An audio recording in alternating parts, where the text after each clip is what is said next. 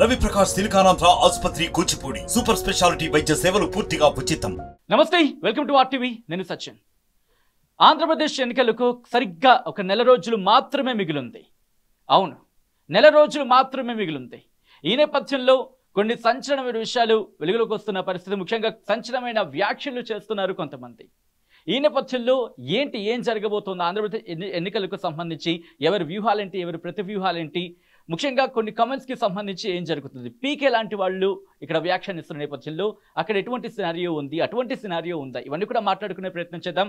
మనతో పాటు ఉన్నారు ప్రముఖ విశ్లేషకులు ప్రొఫెసర్ నాగేశ్వర్ గారు. నమస్తే అండి. నాగేశ్వర్ గారు, నా ఫస్ట్ క్వశ్చన్, పీకే ప్రశాంత్ కిషోర్ కొద్ది రోజుల క్రితం ఆయన ఒక సంచలన వ్యాఖ్యలు చేశారు జగన్మోహన్ రెడ్డిని ఉద్దేశించి. ముఖ్యంగా హీఈస్ ప్రొవైడరే కానీ ఆస్పిరేషన్స్ని ఎక్కడ పట్టించుకోవట్లేదు, రెండూ ఉండాలి, అలా ఉన్నప్పుడు అవుతుందంటూ కూడా ఒక రాజులా బిహేవ్ చేస్తున్నాడు, జగన్ ఓడిపోవడం ఖాయం అంటున్న సందర్భం వచ్చేలా ఆయన వ్యాఖ్యానించిన పరిస్థితి, మీరేమంటారు? ఆయన ఇవాళ కొత్తగా వ్యాఖ్యానించలేదు, అంతకు ముందు కూడా ఆయన ఇదే వ్యాఖ్య చేశాడు. అయితే తానే చెప్తున్నాడు, నేనేమి సర్వే చేయలేదు, నేను ఆంధ్రప్రదేశ్లో రాజకీయ పరిస్థితులు పరిశీలించడం లేదు, నాకు క్షేత్రస్థాయిలో విషయాలు తెలియదు అని చెప్తూ మళ్ళీ ఎన్నికల ఫలితాలని ఊహాగానం చేస్తున్నాడు.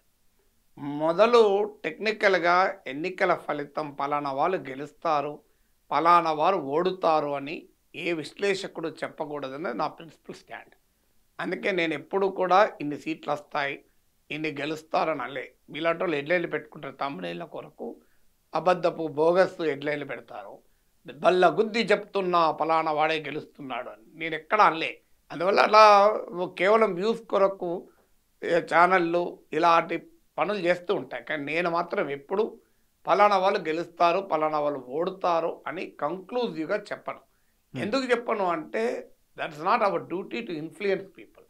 Our duty is to interpret the news. అంటే వార్తల్ని, ట్రెండ్స్ను విశ్లేషించి ప్రజలకు చెప్పడమే మన పని. కానీ మనం ప్రజలకు ఎటువైపు ఓటు వేయాలి అని ప్రభావితం చేయకూడదు. అందువల్ల అయితే విశ్లేషణ ప్రభావితం చేయదా, అది విశ్లేషణ ఎవరికి ఎలా అర్థమైతే అలా అర్థం చేసుకుంటారు, అది తప్పదు. ఎందుకంటే మరి ఎన్నికలు ఉన్నాయి కదా అని 2 నెలలు నేను రాజకీయాలు విశ్లేషించకుండా నేను ఉండలేను, రాజకీయాలను కవర్ చేయకుండా మీడియా ఉండలేదు. అందువల్ల legitimate right of a journalist ఏంటంటే రాజకీయాలను పరిశీలిస్తూ, రాజకీయాల్లో వస్తున్న మార్పుల్ని ప్రజల ముందు ఉంచుతూ, పరిణామాలని విశ్లేషించడం వరకే జర్నలిస్ట్ అయినా విశ్లేషకుడైనా పని. లేదు వ్యూహకర్త ప్రశాంత్ కిషోర్ పలానా పార్టీకి ఉన్నాడు అనుకోండి, is right to tell. Sunil Kanugolu Congress గెలుస్తుంది అని అన్నాడు అనుకోండి, మనం తప్పు పట్టలేము. ఎందుకంటే నేను కాంగ్రెస్ పార్టీ వ్యూహకర్త కనుక అలాగే మాట్లాడతాడు. ప్రశాంత్ కిషోర్ ఏమో నేను ఇప్పుడు ఎవరికీ పనిచేయడం లేదంటాడు, నా క్షేత్రస్థాయిలో తెలియదంటాడు, నేనేం సర్వేలు చేయలేదంటాడు, నాకు అసలు సమాచారమే లేదంటాడు. కానీ నాకు గట్ ఫీలింగ్ జగన్మోహన్ రెడ్డి చిత్తుగా ఓడిపోతాడు అంటాడు. అంటే అని ఆ గట్ ఫీలింగ్ ఉండడం తప్పని నేను అన్నాను. కానీ ఆ గట్ ఫీలింగ్ను ప్రజల ముందు పెట్టడం ద్వారా ప్రశాంత్ కిషోర్కు ఒక ప్రత్యేకమైన స్థానం ఉంది భారత రాజకీయాల్లో. అనేక మంది రాజకీయ నాయకుల్ని ఇంక్లూడింగ్ జగన్మోహన్ రెడ్డిని గెలిపించినటువంటి చరిత్ర ప్రశాంత్ కిషోర్కు. అలాంటి చరిత్ర కలిగి సమాజంలో ఒక ఇన్ఫ్లుయెన్సర్గా, ఒక బలమైన ఇన్ఫ్లుయెన్సర్గా ఉన్న ప్రశాంత్ కిషోర్ ఒక ఎన్నికల ఫలితాన్ని ముందే చెప్పడం ద్వారా స్వింగ్ ఓటును ప్రభావితం చేస్తాడు. దీన్నే బ్యాండ్ వ్యాగన్ ఎఫెక్ట్ అంటారు. అంటే ఒక రాజకీయ పార్టీకి వ్యతిరేకంగా మరో రాజకీయ పార్టీకి అనుకూలంగా ఓట్లను ప్రభావితం చేసేటువంటి పని అది. ఆయన మరి ఇంటెన్షనల్గా చేశాడా, ఆయన ఏ కారణంతో చేశాడు నాకు అనవసరం, కానీ అది it is not advisable on part of any viewer, any commentator. So ఇక ఆయన చంద్రబాబు నాయుడు కలిశాడు ఇటీవల. చంద్రబాబు నాయుడు కలిసిన తర్వాత గంటల పాటు మేము రాజకీయాలు చర్చించుకున్నామన్నాడు. చంద్రబాబు నాయుడు కలవక్క ముందు జగన్మోహన్ రెడ్డి చిత్తుగా ఓడిపోతారని ఎక్కడ అనలే. చంద్రబాబు నాయుడు కలిసినప్పటి నుంచి ఇది రెండోసారి అనడం. సో చంద్రబాబు నాయుడు కలవడానికి, చంద్రబాబు నాయుడుని ప్రశాంత్ కిషోర్ కలవడానికి, జగన్మోహన్ రెడ్డి చిత్తుగా ఓడిపోతాడని పదే పదే చెప్పడానికి లింకు ఉందో లేదో నాకు తెలియదు. కానీ అది చూసినప్పుడు అనుమానం అయితే రాకుండా పోదు. చంద్రబాబు నాయుడు కలిశాడు, తర్వాత జగన్ ఓడిపోతాడని పదే పదే చెప్తున్నాడు. అందువల్ల అది అందువల్ల Prashant Kishor credibility seriously stake. ఎందుకంటే ఆయన ఐపాక్తో సంబంధం లేదంటున్నాడు. ఒకవేళ సంబంధము లేకపోయినా ఐపాక్ డేటా ఆయనకు వెళ్ళడానికి అవకాశం లేదు. కారణం ఐపాక్ జగన్మోహన్ రెడ్డి క్లయింట్ ఐపాక్. మరి ప్రశాంత్ కిషోర్ ఏ బేసిస్ మీద చెప్తున్నాడు? ఇదే ప్రశాంత్ కిషోర్ ఒరిస్సా ఫలితాల గురించి అడిగారు. అడిగితే దానిపైన ఆయన నాకు తెలియదు, నేను ఒరిస్సాలో ఎవరితో పని చేయలేదు, అందువల్ల నేను చెప్పలేను అని ఆయన చెప్పాడు. ఆంధ్రప్రదేశ్లో నేను జగన్మోహన్ రెడ్డితో పనిచేశాను కనుక నా క్షేత్రస్థాయిలో కొన్ని విషయాలు తెలుసు కనుక చెప్తున్నా అన్నాడు. మీరు తెలంగాణ గురించి కూడా చెప్పాడు. తెలంగాణలో బీజేపీ నెంబర్ 1 ఆర్ నెంబర్ 2 పొజిషన్లో ఉంటుంది అన్నాడు. మరి తెలంగాణలో ప్రశాంత్ కిషోర్ ఎవరితో నన్ను పనిచేశాడా? ఎవరితో చేయలే. అంటే ఎవరితో పనిచేయని తెలంగాణ గురించి చెప్పాడు, కానీ ఎవరితో పని చేయని ఒరిస్సా గురించి చెప్పనన్నాడు. అక్కడ గతంలో ఒకరితో పనిచేశాడు కనుక ఆంధ్రప్రదేశ్ నుంచి నాకు తెలుసు అంటున్నాడు. సో ఇది ఇన్కన్సిస్టెన్సీ కాదా? నీకు తెలిస్తే నువ్వు పనిచేసినా చేయకపోయినా ఒక రాజకీయ విశ్లేషకుడు. నేనేం పంజాబ్లో పోయి ఏ వ్యూహకర్తలతో పనిచేయలే, నేను బెంగాల్లో ఉత్తరప్రదేశ్లో నేనేం వెళ్ళి పర్యటించలే. కానీ అక్కడి నుంచి వస్తున్న సమాచార ఇన్పుట్స్ను ఆధారంగా చేసుకుని కొంత మనం విశ్లేషణ చేస్తాం. దట్ డజంట్ మీన్ మన యూపీకి వెళ్ళామని. అది ప్రశాంత్ కిషోర్ ఏమో ఒరిస్సా విషయంలోనేమో ఎస్టిమేషన్ చెప్పాడు, ఎందుకంటే తాను అక్కడికి వెళ్ళలేదంటాడు. ఆంధ్రప్రదేశ్లో తనకు తెలియదు కానీ చెప్తా అంటాడు. తెలంగాణలో ఎవరితోనూ పనిచేయకపోయినా చెప్తా ఆడ బీజేపీకి నెంబర్ 1 or 2 పొజిషన్ అంటాడు. సో మరి ఇదంతా దీన్ని సూచిస్తోంది అంటే Prashant Kishor has to answer for his behaviour. So అందువల్ల ఆయన ప్రవర్తనకు ఆయనే మొదలు సమాధానం చెప్పాలి. ఇక ఆయన ఇచ్చిన కారణం ఎందుకు ఓడిపోతాడు అన్నదానికి కారణం. సో ఒక కంక్లూజన్ రావడానికి ఒక కారణం కూడా ఉండాలి కదా. ఒక కారణం ఏమంటున్నాడు అంటే జగన్మోహన్ రెడ్డి ఒక ప్రొవైడర్గా మాత్రమే ఉన్నాడు, లీడర్గా లేడు అన్నాడు. That is a very interesting distinction. అంటే ప్రజలకు బటన్ నొక్కుతున్నాడు, ప్రజల ఆకాంక్షల్ని పట్టించుకోవడం లేదు, డెవలప్మెంట్ ఎంప్లాయ్మెంట్ అని. ఇది ప్రశాంత్ కిషోరే కాదు, నాతో సహా చాలామంది చేస్తున్నటువంటి విమర్శ. జగన్మోహన్ రెడ్డి ప్రభుత్వం పైన ప్రధానమైన విమర్శ అదే. అంటే సంక్షేమం పైనే ఓవర్ ఎంఫసిస్ చేసి డెవలప్మెంట్ పైన ఆ స్థాయిలో ఆసక్తి చూపలేదు అని.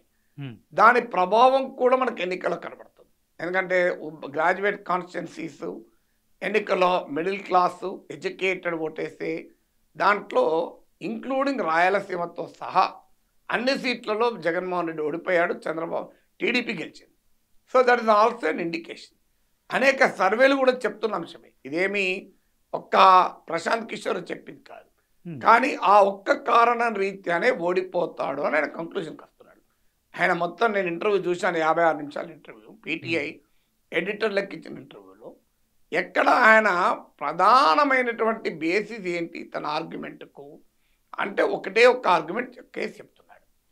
కానీ మరి ప్రొవైడర్ అంటున్నాడు కదా, మరి చంద్రబాబు నాయుడు ఏం ప్రామిస్ చేస్తున్నాడు? చంద్రబాబు నాయుడు కూడా నేను ఇంకెక్కువ ప్రొవైడ్ చేస్తా అంటాడు. 3,000 రూపాయలు జగన్మోహన్ రెడ్డి ఇస్తే నేను 4,000 ఇస్తా అంటున్నాడు. వాలంటీర్లకు జగన్మోహన్ రెడ్డి 5,000 జీతం ఇస్తే నేను 10,000 జీతం ఇస్తా అంటున్నాడు. మీరు జగన్మోహన్ రెడ్డి కల్తీ మద్యం ఎక్కువ రేటుకి ఇస్తున్నాడు, నేను నాణ్యమైన మద్యం తక్కువ రేటుకి ఇస్తా అంటున్నాడు. ఈ మళ్ళీ చంద్రబాబు నాయుడు కూడా ప్రొవైడరే, సో ఇంకా నేను మించిన ప్రొవైడర్ అంటున్నాడు.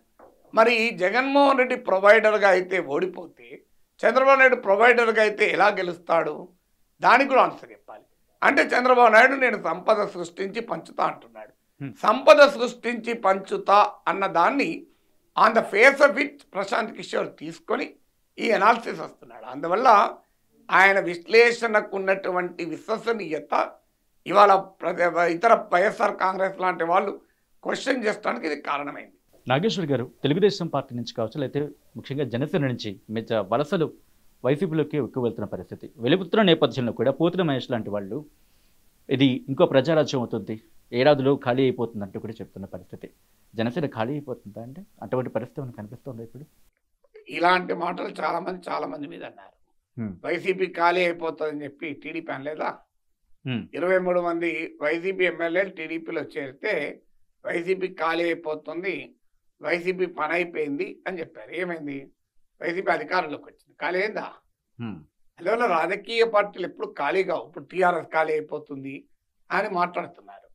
రాజకీయ పార్టీలు అదృశ్యాలు అయిపోతాయా? ఏదన్నా ఒక ప్రజారాజ్యం అయింది అంటే ప్రజారాజ్య కాంటెక్స్ట్ వేరు. తీసుకెళ్లి కాంగ్రెస్ పార్టీలో విలీనం చేస్తే అదృశ్యం కాకపోతే ఏమవుతుంది? కానీ జనసేనను విలీనం చేయలే కదా.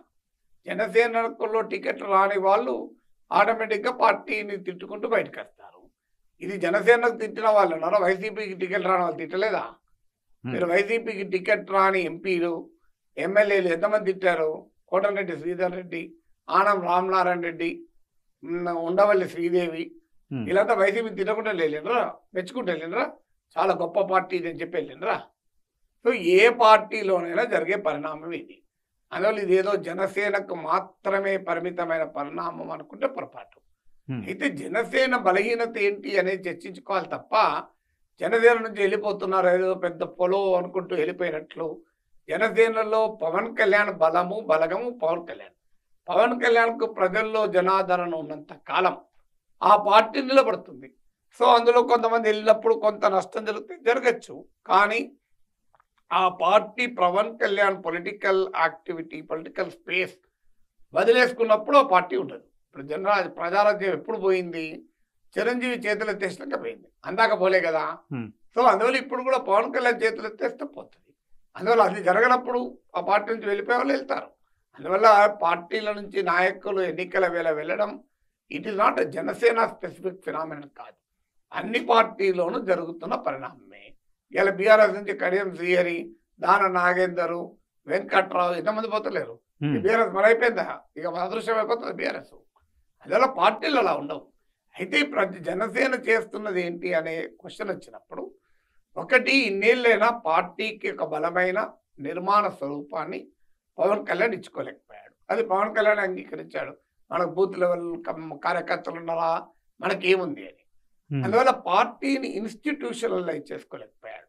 అంటే పార్టీకి ఒక నిర్మాణ రూపాన్ని ఇచ్చి ఒక సంఘటిత రూపాన్ని ఇచ్చినప్పుడు ఏమవుతుందంటే ఎన్నికల్లో గెలుపు ఓటములకు నిమిత్తం లేకుండా పార్టీ నిలబడుతుంది. ఇప్పుడు తెలుగుదేశం పార్టీ 10 ఏళ్ల పాటు ప్రతిపక్షాలు ఉమ్మడి రాష్ట్రంలో 2014 అధికారంలోకి మళ్ళీ వచ్చింది. 2004లో 2009లో రాజశేఖర్ రెడ్డితో ఢీకొని ఓడిపోయాడు చంద్రబాబు నాయుడు. కానీ చంద్రబాబు నాయుడు మళ్ళీ ముఖ్యమంత్రి కాగలిగాడు. జగన్మోహన్ రెడ్డి 5 ఏళ్ళు ప్రతిపక్షంలో ఉన్నాడు, కానీ తర్వాత మళ్ళీ ముఖ్యమంత్రి కాగలిగాడు. అందువల్ల రాజకీయ పార్టీ ఇన్స్టిట్యూషనలైజ్ కావాలి. ఇప్పుడు ఈ పార్టీ జనసేన ఇన్స్టిట్యూషనలైజ్ కాలేదు. అందువల్ల గెలుపు ఓటములతో సంబంధం లేకుండా ఇన్స్టిట్యూషనలైజ్ అయితే ఆ పార్టీ నిలబడుతుంది. సో జనసేనకున్న మొదటి సవాల్ ఒక సంస్థాగతమైన బలమైన రూపం ఇవ్వకపోవడం. రెండవది party what it stands for. ఇప్పుడు YCP what it stands for Rajasekhara Reddy వారసత్వము, సంక్షేమ పథకాలు, something it stands for. Telugu Desam party stands for certain things. What Janasena stands for అన్న క్లారిటీ, ఒక రకమైన ఐడియాలజికల్ క్లారిటీ. అంటే పెద్ద పదం ఏ పార్టీలకు ఐడియాలజీ ఉంటుంది, కానీ ఈవెన్ మిత్రపక్షాల విషయంలో కూడా ఊగిసలాట. బీజేపీని గతంలో విమర్శించారు, టీడీపీని గతంలో విమర్శించారు, మళ్ళీ ఇప్పుడు టీడీపీ బీజేపీతో చేరుతున్నారు. సో వైసీపీ పైన తీవ్రంగా విమర్శిస్తున్నారు, అంతకుముందు టీడీపీపై కూడా తీవ్రంగానే విమర్శించారు. సో అందువల్ల ఈ క్లారిటీ లేకపోవడం, what does it stand for, ఆ జనసేన దేని. మూడవది పవన్ కళ్యాణ్ ఉన్న గ్లామర్ చుట్టే దీన్ని తిప్పాలనే ప్రయత్నం. సో ఒకవైపు తాను కాపులకు మాత్రమే ప్రతినిధిని కానంటూనే కాపు సమాజాన్ని తన వెనకాల ర్యాలీ చేసుకోవడానికి ఒక కాంట్రడిక్టరీ పోస్టరింగ్ అంటారు, అంటే భిన్నమైనటువంటి పద్ధతులు అనుసరించడం. ఒకవైపు తాను ఏ కులానికి చెందిన వానికి కాను, నా కులంతో సంబంధమే లేదు అని చెప్తూ, మరోవైపు కాపు కులంలో నేను పుట్టానని గుర్తు చేయడం. ఇలాంటి కాంట్రడిక్టరీ పోస్టరింగ్ అంటే చేస్తే నీవు బేసికల్గా సోషల్ ఇంజనీరింగ్ చేయి, లేకపోతే దానికి అతీతంగా ప్రజలను ఐక్యం చేస్తాను, అది కాకుండా ఈ వేవరింగ్ ఏదైతుందో అది సమస్య. తర్వాత ఇవాళ జనసేన అభ్యర్థులు ఎవరు అంటే ఇంక్రీజింగ్లీ తెలుగుదేశం పార్టీలో టికెట్ రాని వాళ్ళు జనసేనలో అభ్యర్థులుగా తేలుతున్నారు. So including Pawan Kalyan represent చేసిన భీమవరంతో సహా, అంటే తాను పోటీ చేసిన సీట్లో కూడా జన సైనికుడు దొరకలేదా? సో ఒకటి పొత్తులో సీట్లు ఆశించిన స్థాయిలో జన సైనికులు ఆశించిన స్థాయిలో రాలేదన్న భావన ఆల్రెడీ ఉంది. మళ్ళీ ఇప్పుడు తాజాగా ఇప్పుడు ఒక భీమవరంలో ఒక ఆంజనేయులు, లేదా నవనిగడ్డలో ఒక మండలి బుద్ధప్రసాద్, వీళ్ళంతా వాస్తవంగా అక్కడ టీడీపీ పోటీ చేస్తే టీడీపీ అభ్యర్థులకు కావాల్సిన వాళ్ళు టీడీపీ పొత్తులో భాగంగా అది జనసేనకు వస్తే మళ్ళీ వాళ్ళే జనసేన అభ్యర్థులు అయిపోయారు. అంటే జనసేన అభ్యర్థులుగా టీడీపీ నేతలు వస్తున్నారు. జనసేనకు ఉన్నాయే 21 సీట్లు, ఆ 2 ఎంపీలు, అందులో కూడా మళ్ళీ టీడీపీ నేతలే కనబడితే అసలు జనసేన ఒరిజినల్ లీడర్లు లేరా? ఒరిజినల్ లీడర్షిప్ తయారు చేసుకోవడం మరి ఎందుకు పవన్ కళ్యాణ్ చేయడం లేదు?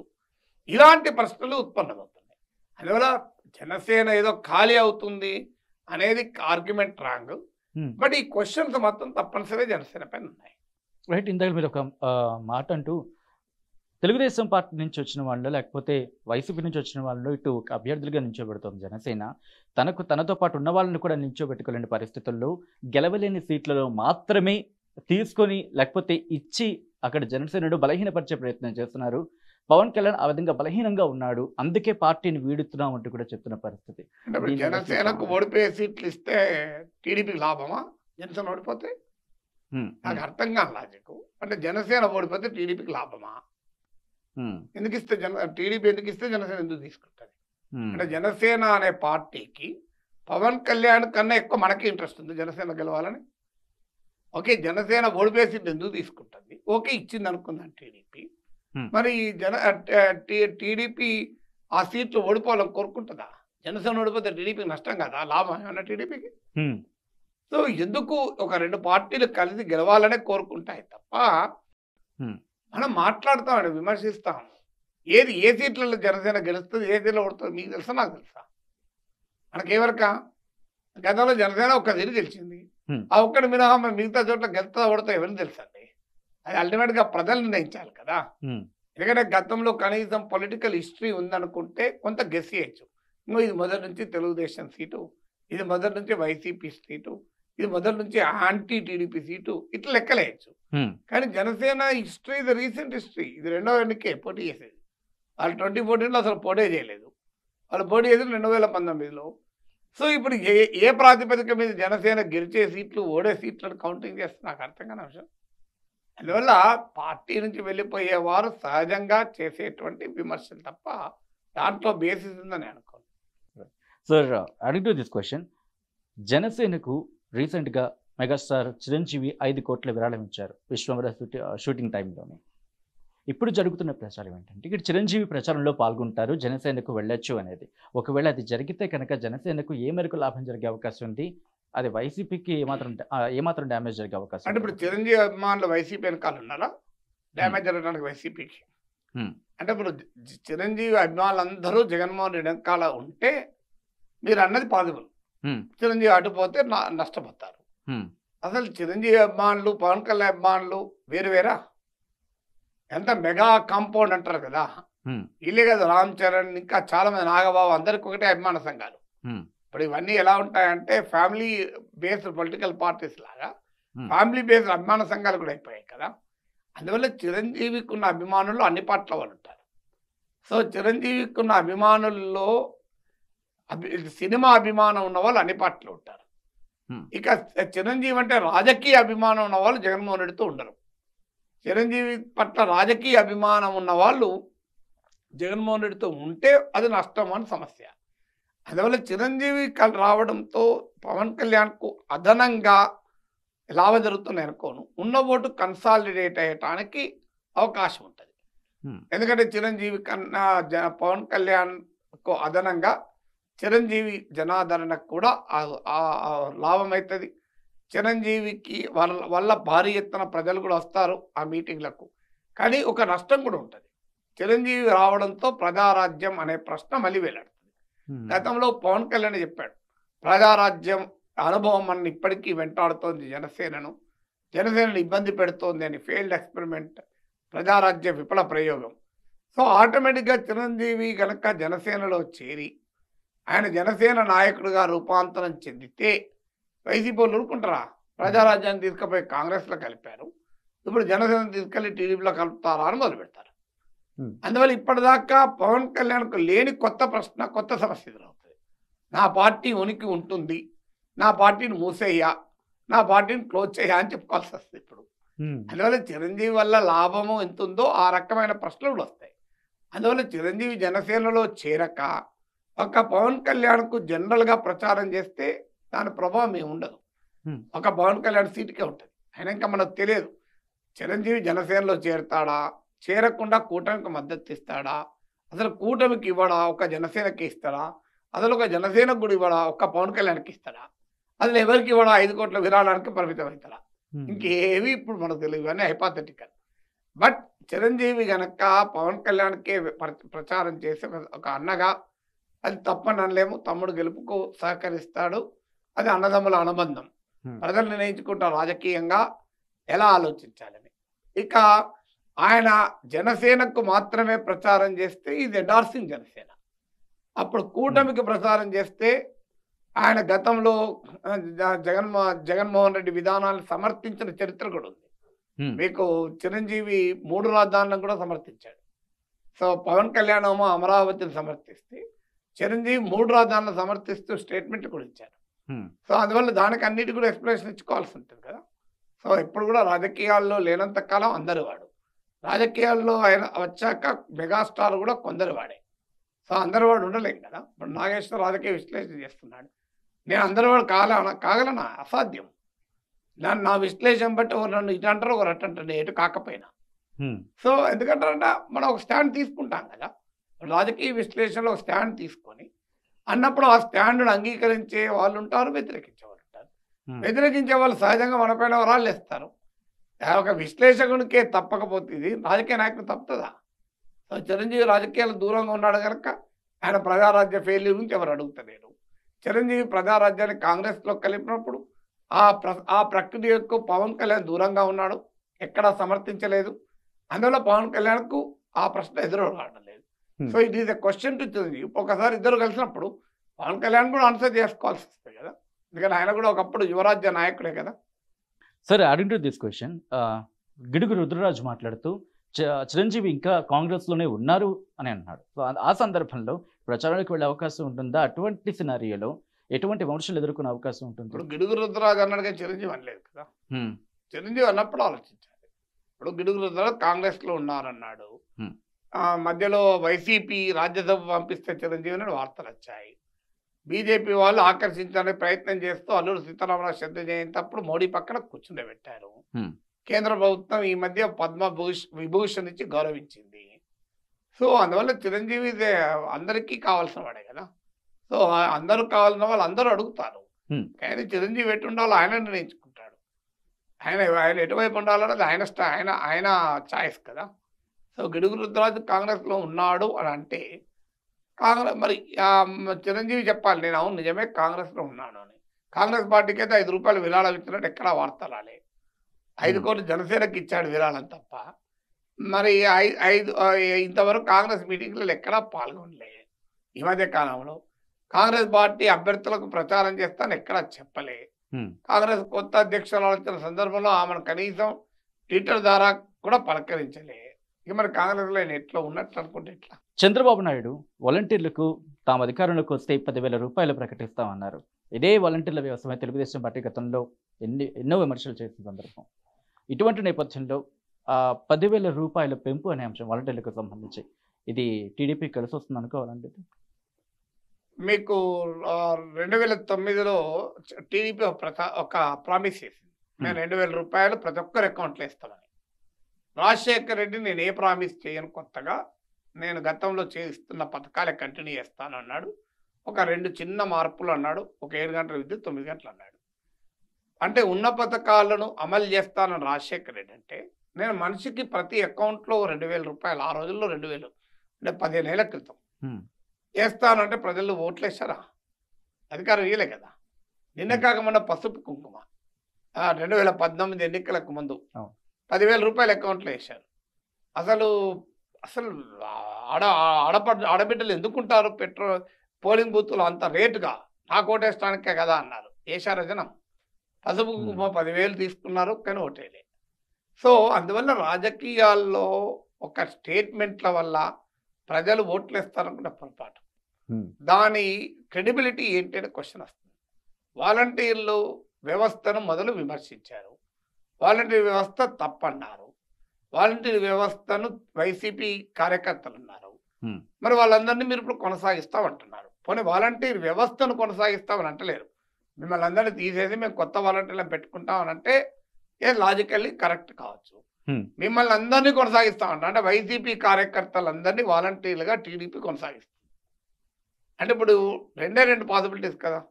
వీళ్ళందరినీ కొనసాగిస్తా అంటే వాళ్ళందరూ వైసీపీ కార్యకర్తలు అని గతంలో టీడీపీ చేసిన విమర్శ నిజం కాదా? అంటే వాళ్ళు వైసీపీ వాళ్ళు కాదా? లేదు, వైసీపీ కార్యకర్తల్ని కూడా టీడీపీ ప్రభుత్వం కంటిన్యూ చేయదలుచుకుందా? మరి ఏం చేయదలుచుకుందో క్లారిటీ చెప్పాలి కదా. తర్వాత వాలంటీర్ వ్యవస్థ వల్ల ప్రభుత్వ ఖజానాకు భారం అన్నారు. మరి ఇప్పుడు 5,000 10,000 చేస్తే ఇంకా భారం పెరుగుతుందో తగ్గుతుందా? వాలంటీర్లు అత్యాచారాలు చేస్తున్నారు, కిడ్నాపులు చేస్తున్నారు, అక్రమ మహిళల రవాణా చేస్తున్నారు, మట్టి మాఫియా ఎన్ని చెప్పాలని అన్నారు కదా. మరి అలాంటి వాలంటీర్లు మీరు కొనసాగించడం ఎందుకు? ఇవన్నీ చేస్తున్నందుకు 5,000 10,000 ఇస్తారా? అందువల్ల ఇలాంటి యూటర్న్లు సెల్ఫ్ గోల్ ఇవి. ఒక రకంగా అంటే జగన్మోహన్ రెడ్డి చేస్తే తప్పు వాలంటీర్ వ్యవస్థ, చంద్రబాబు నాయుడు చేస్తే రైట్ అవుతుందా? మీకు వాలంటీర్ వ్యవస్థ పైన స్టాండ్ ఏంటి?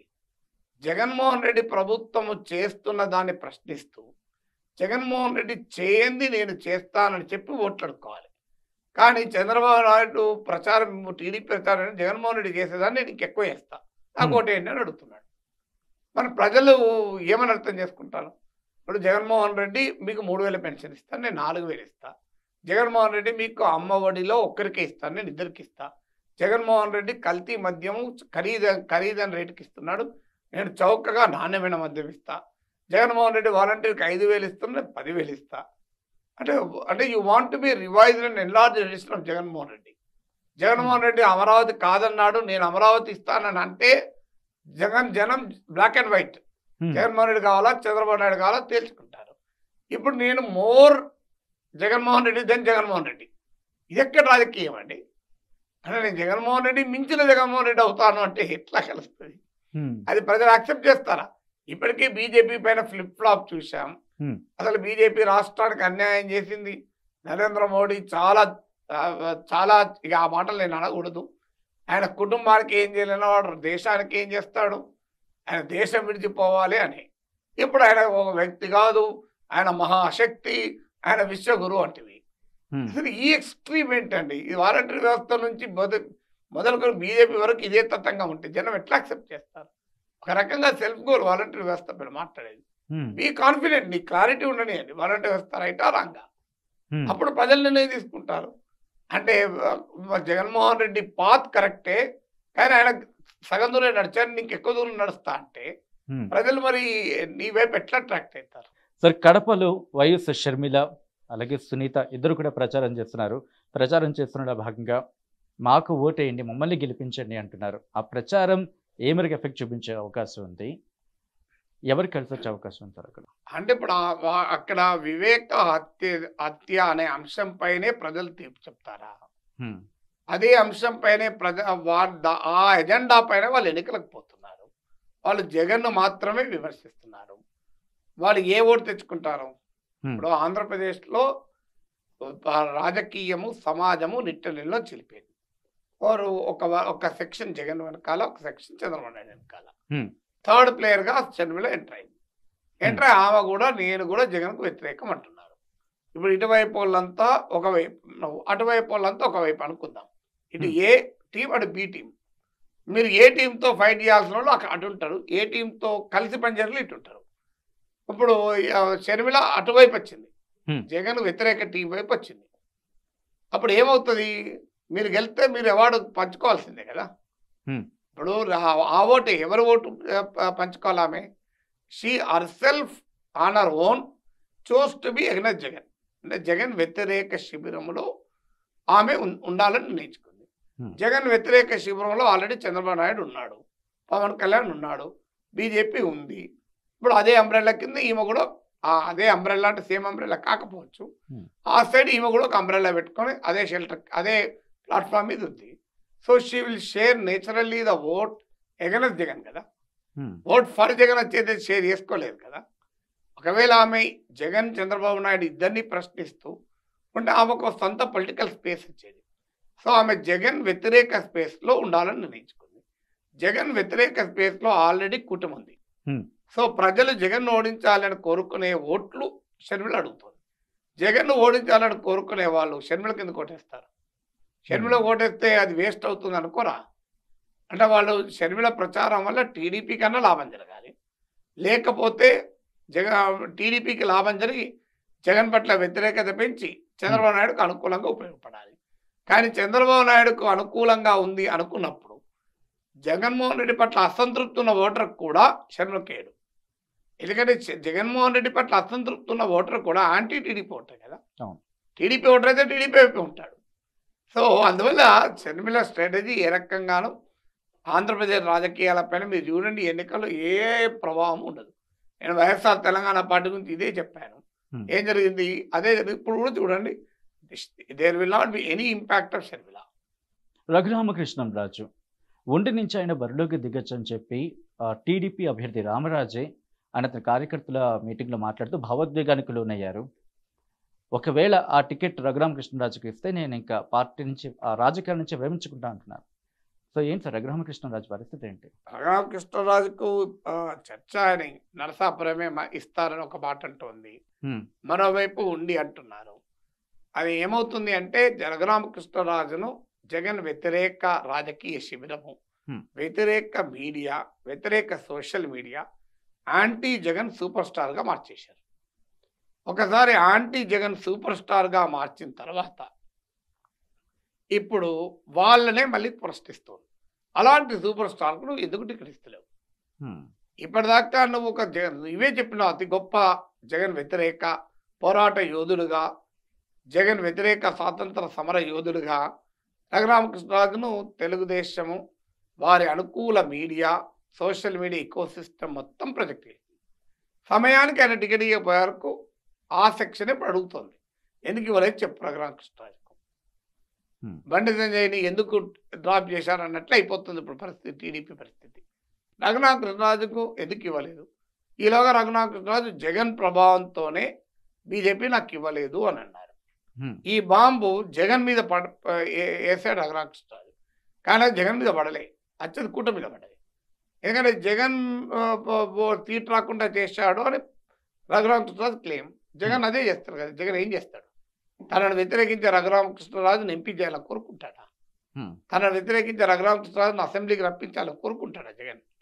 అది రాజకీయంగా ఎవరు తప్పు పట్టరు కదా. తనను వ్యతిరేకించే వాళ్ళు ఓడించాలని ఎవరైనా కోరుకుంటారు.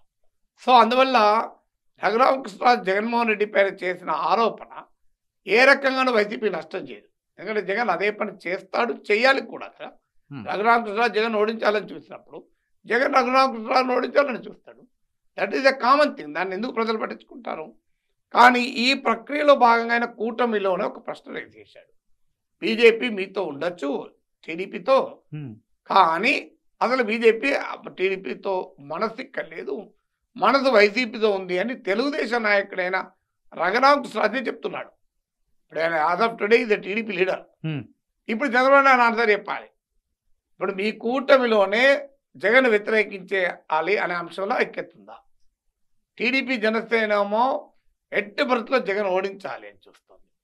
అకార్డింగ్ టు మీ ఓన్ లీడర్ రఘురామకృష్ణరాజు ఈ ఆరోపణ చేసిన తర్వాత ఆయన టీడీపీలో చేర్చుకున్నారు. ఇంపార్టెంట్ పాయింట్ ఇక్కడ.